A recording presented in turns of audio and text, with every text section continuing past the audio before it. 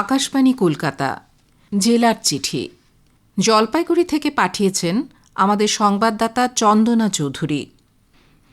বৈশাখ চলছে অথচ গ্রীষ্মের দেখা নেই। মাঝে মধ্যেই বৃষ্টিপাত চলছে, কখনো হালকা শীত অনুভূত হচ্ছে। গ্রামীণ মহিলারা বৈশাখ মাস জুড়ে প্রতি মঙ্গলবারে ঘরে ঘরে মঙ্গলচণ্ডী ব্রত পালন করেন। মাস শেষে হয় ব্রত পালন। আবহাওয়া ঠান্ডা হলেও জেলার রাজনৈতিক পালাবদলে উষ্ণতা রয়েছে যথেষ্ট।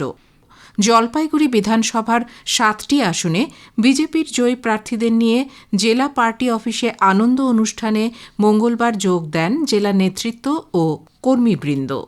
জলপাইগুড়ি সদর থেকে অনন্ত দেব অধিকারী, রাজগঞ্জ থেকে হারাধন সরকার, মেকলিগঞ্জ থেকে দধিরাম রায়, ময়নাগুড়িতে ডালিম রায়, ডাবগ্রাম ফুলবাড়ির প্রার্থী শিখা চ্যাটার্জি, মালবাজার থেকে শুক্রা মুন্ডা, ধূপগুড়ি থেকে নরেশ রায় সকলেই বলেন জনগণকে তারা যে প্রতিশ্রুতি দিয়েছেন সেটা তারা পূরণ করবেন। জলপাইগুড়ির বন্ধ চা বাগানের শ্রমিকদের সমস্যা দূর করা থেকে শিক্ষা, স্বাস্থ্য সব দিকেই লক্ষ্য রাখা হবে। মহিলাদের সুরক্ষা নিশ্চিত করাও সর্বাধিক প্রয়োজনীয় বিষয়গুলির মধ্যেই পড়ে বলে জানান বিধায়কগণ। এর সঙ্গে মিষ্টি বিতরণ, আবির খেলা, উল্লাস উৎসব অনুষ্ঠিত হয়। সমর্থক সহ স্থানীয় মানুষের মধ্যেও যথেষ্ট উচ্ছ্বাস চোখে পড়ে। তবে ভোট পরবর্তী হিংসা রুখতে জলপাইগুড়ি জেলাশাসক জেলা পুলিশ সুপারের কড়া বার্তা ইতোমধ্যেই দেওয়া হয়েছে। জলপাইগুড়ি জেলায় ভোট পরবর্তী হিংসার 26টি ঘটনা সামনে এসেছে। এ পর্যন্ত 6টি এফআইআর দায়ের করা হয়েছে, 36 জনকে গ্রেপ্তার করা হয়েছে।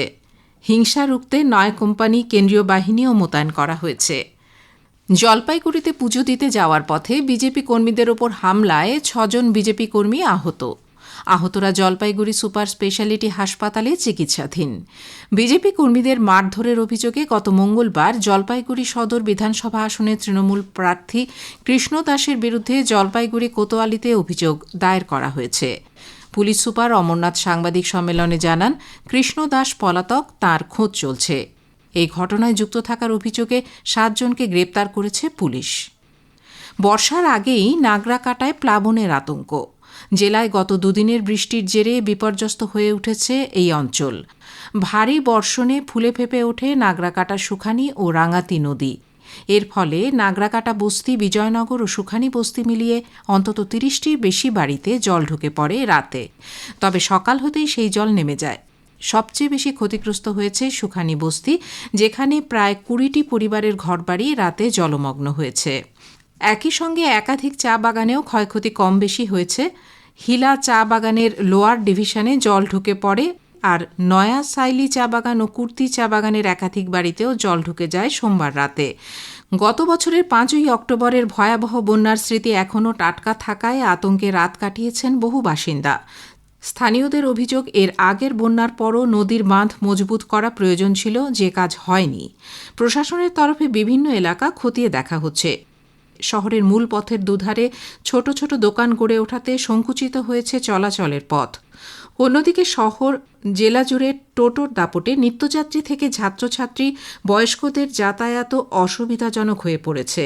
ছোটখাটো পথ দুর্ঘটনা বাড়ছে। শহরের মূল কেন্দ্র কদমতলাতেই একই সঙ্গে পরপর কয়েকটি শপিং মল, সিনেমা হল, বড় হোটেল গড়ে ওঠায় ওই এলাকায় নিত্য যানজট দেখা দেয়।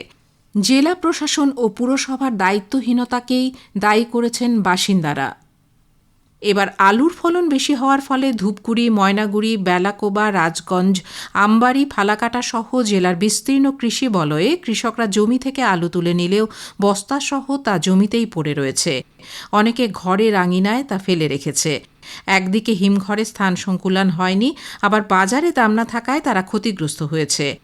আলুর জমিতে মিষ্টি কুমড়ো চাষ করলেও বহু চাষি ক্ষতিগ্রস্ত হয়েছেন। জেলার চিঠি শেষ হল। জলপাইগুড়ি থেকে এটি পাঠিয়েছেন আমাদের সংবাদদাতা চন্দনা চৌধুরী।